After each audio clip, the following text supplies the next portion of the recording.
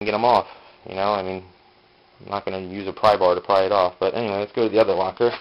You guys didn't see this locker because when I took the pictures, there wasn't really much in this locker. And in fact, I think I kept like that compressor in there or something just to make myself feel better, like there was space filled up. But anyway, it's still not that full. A lot of junk up here. Well, not really junk, but Freon, carb cleaner, anti-squeal, stuff like that, silicone sprays, remote for CD player, terry cloth rags, Ziploc bags. I keep myself organized, and when I'm doing an engine rebuild, a lot of bolts go in Ziploc bags and they get marked. John, how do you keep your tools so clean? Goo Gone is your best friend, and it smells really good. Stuff works great, and you only need a little of it. In fact, I've used that much of this bottle, I think, for maybe about a month now. You really don't need a lot. It actually goes a long way if you just take a rag and dab your fingertip on it. Anyway, these cases, don't have to pull these out because these are in the pictures. Leak down tester, great tool. I love this tool so much. It allows you to pinpoint your compression leaks, so that way when the customer says, what's the problem, you don't have to go, well, I did a compression test and I did a wet test and the compression didn't go up, so it's somewhere in the head and I can't tell you till I pull it off. Well, with this I can tell them that it's a head gasket or an exhaust valve leaking or an intake valve leaking. Same thing though too, it'll blow right through the rings and out the dipstick if it's bad. So anyway, leak down tester, compression tester, oil pressure tester, vacuum gauge, snap ring pliers, and metric and standard tap and die set. I know, or at least I think, people have given these a lot of shit saying they're crap. I have no clue what you're talking about because these work absolutely great. Totally worth the money. I think they were like under $8 per set. They are excellent. Maybe you're doing something wrong. I don't know. You know, lube, quarter turn, back off. Lube, quarter turn, back off. So, I mean, if you use a tool the way it's supposed to be used, it will normally function for you. That's why I really don't have a problem with this stuff. Down here, the infamous corded half-inch drive impact. Good tool. Since I don't have any air tools, I have no room for a compressor. I am going to go out and buy a ton of Harbor Freight air tools, the earthquake stuff, and some other things because honestly, I think I'm going to take this job at a dealership. They offered me a job doing used cars, so I did that a long time ago at the Chevy dealership. A lot of money in it. I don't know if we'll be taking a pay cut or not. We'll see, but to be honest with you, I can't stand working in this small garage. It's literally driving me nuts. But anyway, back to the tools. Master fuel injection kit. No need to pull this out because that's out in the pictures. Bearing removal, hub bearing removal installation tool. Recommendations of Auto Ace. So I actually have a Saturn coming in 2 days that needs the front bearings done, so hopefully we'll see how this tool works. Never used it yet. Hopefully we'll see how it works. If it works well, then it will already make me my money back the first time, because I believe whatever the cost of just the bearings versus just the hubs is actually a pretty big difference. So if this tool works well, again, I'm not looking through the camera, I'm sorry.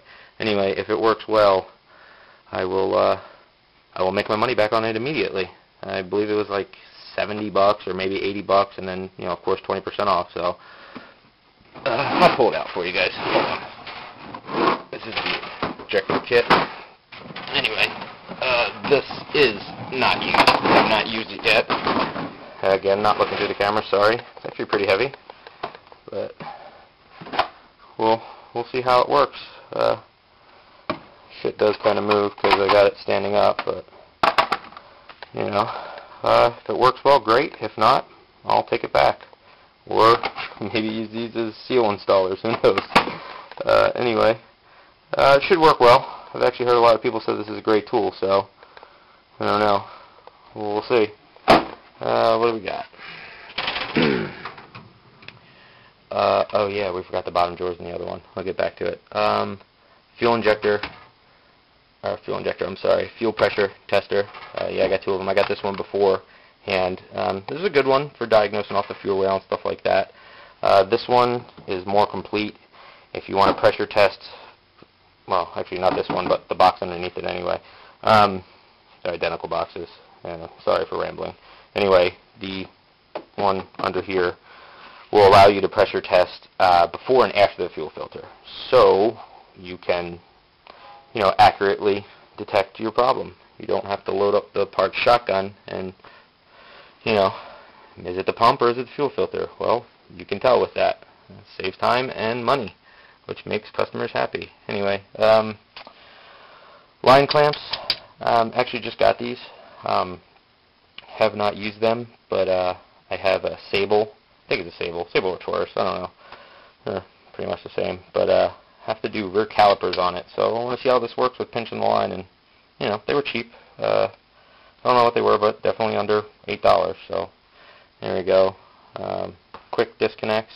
Actually, you need to get the better type ones. These work, but I used to have the other ones, and why I haven't gotten them, I don't know. They're just cheap, and I just keep forgetting every time I'm there. This is the 7-inch grinder polisher, or sander polisher. Have not used it, actually, yet, I'll be honest. I bought it because I got a free car. A customer dropped off a Ford Taurus. He blew the heater bypass hose on the firewall. Car overheated and burned a couple valves and needed head gaskets and stuff. He didn't want to do it, and he said I could just keep the car. So I'm like, okay. It's actually, car's in good shape. It's got under 90,000 miles. It's an '01. It's actually in really good shape. And what was I saying? Oh yeah, it's a little scratched up, so I was going to use that to wet sand it. Anyway, well, I was going to use that to polish it. I was going to wet sand it by hand. Anyway, heat gun, drill. Use this one more. It's just a better drill. It's actually a little dirty. I have to clean it. Here we go. The infamous chisels. Look, they are still brand new and untouched. Have I used these ones? Not these ones. The ones before? Yes, warrantied them. The chisels are good. Punches, not so much. They will actually bend and break on you pretty much immediately. But, being honest, but I really don't use a punch that much. What you guys use them for, I don't know, whatever, but I really don't find myself reaching for these. So, anyway, spark plug threaders, extractor kit, these. Now, I know a lot of you think Harbor Freight drill bits, no way.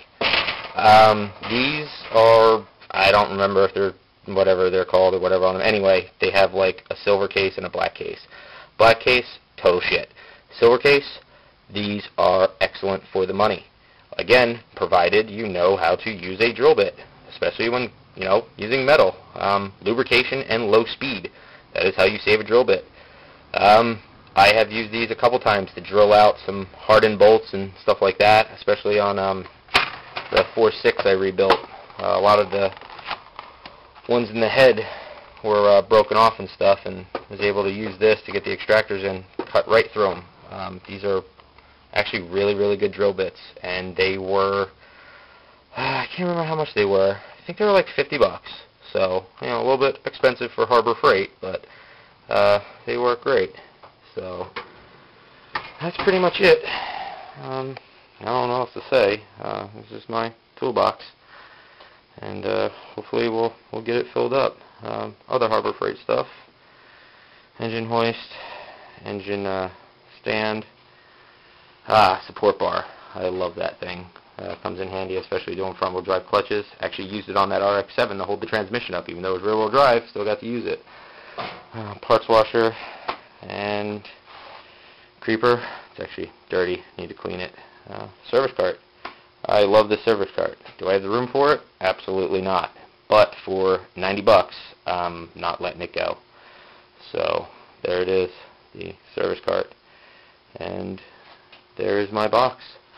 And I apologize for rambling. I appreciate your time if you actually watched me go on for however long this is going to take. But anyway, Again, I'm not really looking through the camera because I'm retarded. So, I don't know, but here's my box of unused tools. So, maybe in my next video I'll show you my loaded Snap-on box that I've got, 100K invested into, and I really use those, and for some reason I just want to show off my Harbor Freight stuff. So, there it is. And, of course, I don't have to really explain this, but I'm kidding about the Snap-on.